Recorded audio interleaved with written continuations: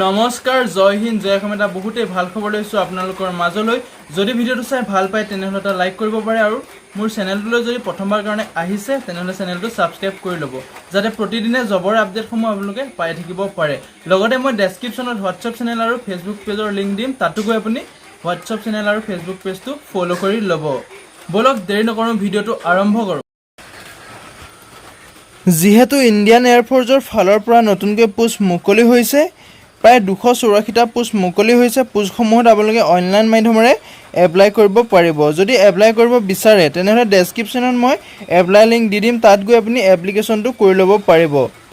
ব'লক ভিডিঅ'টো আৰম্ভ কৰোঁ। ইয়াতে আপোনালোকে দেখিবলৈ পাইছে ফুল ডিটেইলছটো দিয়া আছে, আপোনালোকে চাই যাব। ইয়াতে নেম অফ পোষ্টটোৰ নাম হৈছে আপোনাৰ AFCAT এণ্ট্ৰি। ইয়াতে আপোনাৰ ফ্লাইং ব্ৰাঞ্চত আছে 3টাকৈ পোষ্ট মুকলি হৈছে। গ্ৰাউণ্ড ডিউটি যিটো আপোনাৰ টেকনিকেল ব্ৰাঞ্চ হয় তাত 156টা পোষ্ট মুকলি হৈছে, আৰু গ্ৰাউণ্ড ডিউটি যিটো নন টেকনিকেল হয় তাত 125টাকৈ পোষ্ট মুকলি হৈছে। লগতে আপোনাৰ যি NCC স্পেচিয়েল এণ্ট্ৰি আছে তাতে আপোনাৰ ফ্লাইং ব্ৰাঞ্চৰ কাৰণে 10% ছিট আউট অফ CDSE, মানে ইয়াৰ পৰা আপোনালোকৰ 10% ছিট NCC ব্ৰাঞ্চৰ কাৰণে আছে। যদি আপুনি এপ্লাই কৰিব বিচাৰে তেনেহ'লে এপ্লাই কৰি ল'ব। যদি আপোনাৰ এখন NCC C চাৰ্টিফিকেট আছে তেতিয়াহ'লে বহুতেই ভাল কথা, আপুনি প্ৰপাৰ এপ্লাইটো কৰি ল'ব। যদি আমাৰ দ্বাৰা প্ৰপাৰ এপ্লাইটো কৰিব বিচাৰে তেনেহ'লে ডেছক্ৰিপশ্যনত মই হোৱাটছআপৰ নাম্বাৰ দি দিম, তাতে আপুনি এটা মেছেজ কৰিব, এপ্লাইটো কৰি দিয়া হ'ব। ইয়াতে আপোনালোকৰ এজ লিমিটটো দিয়া আছে। প্ৰতিটো ব্ৰাঞ্চৰ আপোনাৰ বেলেগ বেলেগকৈ এজ লিমিট দিয়া আছে। যিটো ফ্লাইং ব্ৰাঞ্চ আছে তাত আপোনাৰ 20 বছৰৰ পৰা 24 বছৰ বয়সলৈকে আপুনি এপ্লাই কৰিব পাৰিব, আৰু যিটো ground duty technical non technical আছে সেইটোত আপুনি 20 বছৰৰ পৰা 26 বছৰলৈকে এপ্লাই কৰিব পাৰিব, যিহেতু ইয়াত 2 বছৰ বেছিকৈ দিছে।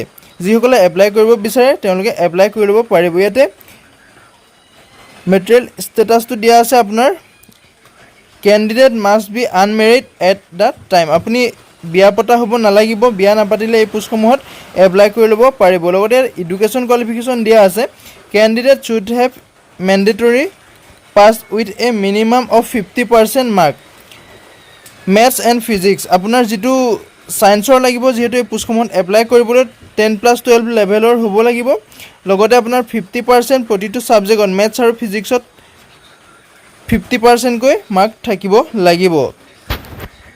Graduation with minimum 3 years degree. আপুনি যদি গ্ৰেজুৱেশ্যন কৰিছে তেনেহ'লে আপোনাৰ 60%কৈ আপোনাৰ থাকিব লাগিব, তেতিয়া এই পোষ্টসমূহত এপ্লাই কৰিব পাৰিব। লগতে আপোনাৰ BE BTech কৰিলেও এই পোষ্টসমূহত এপ্লাই কৰিব পাৰিব। যদি এপ্লাই কৰিব বিচাৰে তেনেহ'লে ডেছক্ৰিপশ্যনত মই লিংক দিম, তাতে গৈ আপুনি এপ্লাই কৰি ল'ব লাগিব। লগতে আপোনাৰ এক্সামিনেশ্যন ফিজ, যিটো আপোনাৰ এক্সামিনেশ্যন ফিজ সকলোৱে সমানকৈ কাটিব লাগিব। যিটো চেণ্ট্ৰেল গভৰ্ণমেণ্ট চাকৰি, ইয়াত কোনো ধৰণৰ ৰিলেক্সন নিদিয়ে, আপুনি সমানকৈ ফিজ কাটিব লাগিব। 550 টকাকৈ আপোনাৰ প্লাছ GST লগাই ফিজটো কাটিব লাগিব।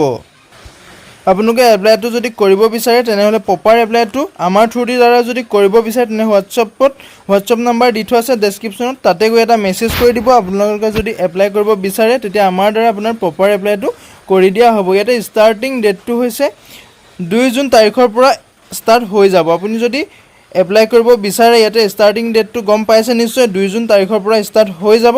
আৰু আপোনাৰ যিটো ক্ল'জ ডেট আছে, এপ্লিকেশ্যন প্ৰক্ৰিয়াটো ক্ল'জ ডেট আছে আপোনাৰ 1 জুলাই, মানে 1 জুলাই তাৰিখলৈকে আপুনি এপ্লাই কৰিব পাৰিব।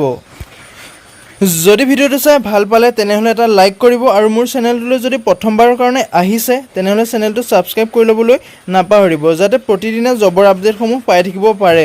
লগতে সকলো বন্ধু বান্ধৱীলৈ শ্বেয়াৰ কৰি দিব ভিডিঅ'টো, যাতে সকলোৱে এইটো খবৰ পাই যায়। আজিলৈ ভিডিঅ'টো ইমানেই। জয় হিন্দ, জয় অসম।